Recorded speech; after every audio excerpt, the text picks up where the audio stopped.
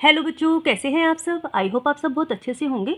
बेटा, हमारी जो निबंध लेखन की सीरीज़ चल रही है उसमें आज का हमारा जो टॉपिक है वो है गणतंत्र दिवस 26 जनवरी। देखो, गणतंत्र दिवस हमारा राष्ट्रीय पर्व है और जब बात राष्ट्र की आती है तो हम अपने देश के प्रति हमारे मन में जो सम्मान है अपने आप ही दिखाई देने लगता है, नज़र आने लगता है।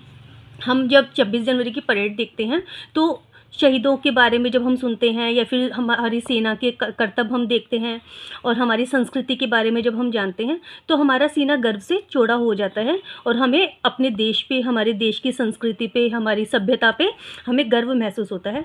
और मैंने आज एक छोटा सा प्रयास किया है निबंध लेखन के द्वारा आपको इसके बारे में बताने का।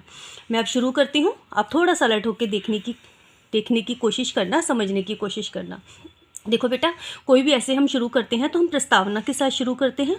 पहले हम प्रस्तावना में हमने क्या लिखा, प्रतिवर्ष 26 जनवरी के दिन भारत में गणतंत्र दिवस मनाया जाता है। 26 जनवरी के दिन ही भारत का संविधान लागू किया गया था और इसलिए हम सब लोग इस दिन को राष्ट्रीय पर्व के रूप में मनाते हैं।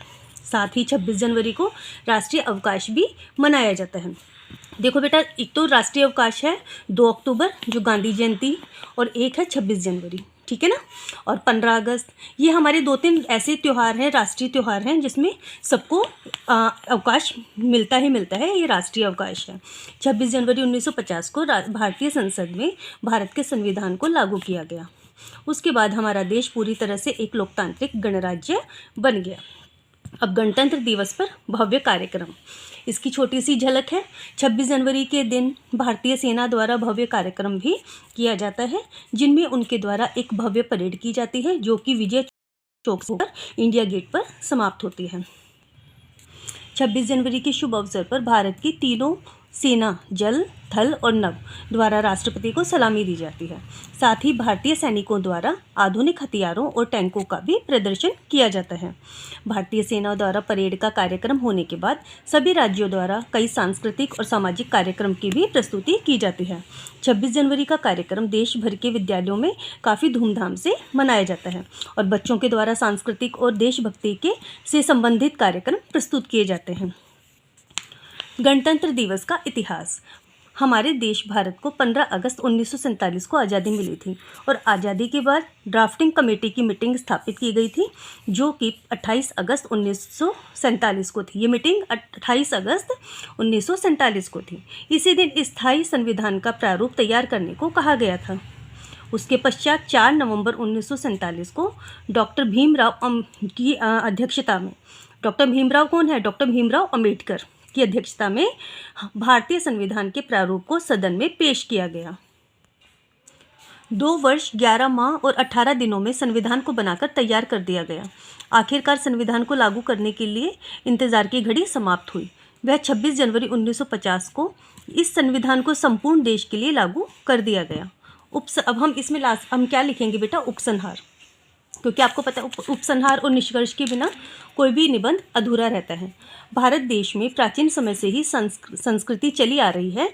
भारत की आज़ादी के बाद विविधता में एकता के अस्तित्व को दिखाने के लिए देश में विभिन्न राज्यों में खास सांस्कृतिक परंपरा और प्रगति को दर्शाने के लिए सांस्कृतिक कार्यक्रम रखे जाते हैं, जिन कार्यक्रम के माध्यम से लोक नृत्य, गायन, नृत्य और वाद्य यंत्रों को बजाया जाता है। इसके अलावा यानी कि इसके अतिरिक्त इस कार्यक्रम के अंत में भारत देश के तिरंगे के रूप में 3 रंग हैं, केसरिया, सफ़ेद और हरा, फूलों की वर्षा वायुसेना द्वारा आसमान की ऊंचाइयों से की जाती है। ऐसा आपने भी देखा है परेड में कि ऊपर से जो है वायुसेना, जो हवाई जहाज या हेलीकॉप्टर से जो वायुसेना के जो लोग होते हैं वो क्या कर रहे होते हैं, 3 रंग के ऊपर से फूल बरसा रहे होते हैं, तिरंगा बना रहे होते हैं।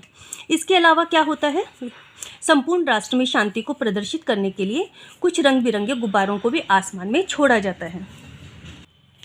निष्कर्ष। अब हम निष्कर्ष क्या देखते हैं। 26 जनवरी के दिन सभी नागरिकों को यह वादा करना चाहिए कि वह अपने देश के संविधान की सुरक्षा करेंगे।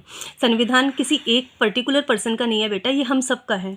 हम सब इस देश में रहते हैं, तो अगर देश हमारी रक्षा कर रहा है तो हमारी भी जो है, हमारा भी कर्तव्य है कि हम देश की रक्षा करें। और ये हम कैसे कर सकते हैं, कोई हमारे देश के बारे में कोई गलत ना बोले, हम किसी से गलत ना सुने, हम जो भी हमारे नियम बनाए गए हैं सुरक्षा के, सफाई के, स्वास्थ्य के, हर चीज़ के नियमों के हम पालन करें। हमारी तरफ से यही छोटे छोटे नियमों का पालन ही हमारे देश के लिए, हमारी हमारी जो है रिस्पॉन्सिबिलिटी या फिर हमारा कर्तव्य को दिखाते हैं, शो करते हैं। साथ ही देश की समर सत्ता और शांति के साथ आगे बढ़ाएंगे और देश के विकास में भी सहयोग करेंगे। 26 जनवरी को मिला भारत को गणतंत्र का वरदान। 26 जनवरी को मिला भारत को गणतंत्र का वरदान, इसीलिए है गणतंत्र दिवस का यह दिन बहुत महान। Thank you. आज के लिए इतना ही बेटा। नेक्स्ट वीडियो में नेक्स्ट टॉपिक के साथ फिर से मिलते हैं। Bye bye.